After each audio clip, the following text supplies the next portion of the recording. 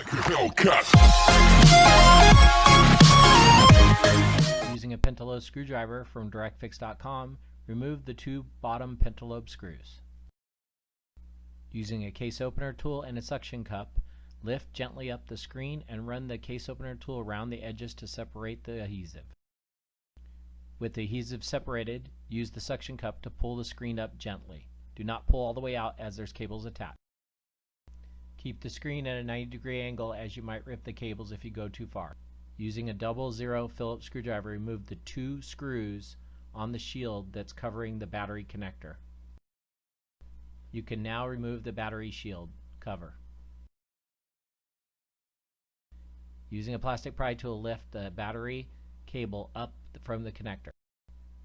There are two adhesive pull tabs you're going to need to lift up and towards the back of the phone. Once you have the pull tabs up, pull them back towards the back bottom of the phone. They should come right out. If they're still adhesive, you might need to use a plastic spudger to pull the battery up. Don't worry, you're replacing the battery anyways. Once you have the spudger all the way underneath, you can pry the battery up. Using the leftover adhesive or install some double-sided tape, go ahead and set the battery in place. You're now going to reconnect the connecting cable to the connector for the battery.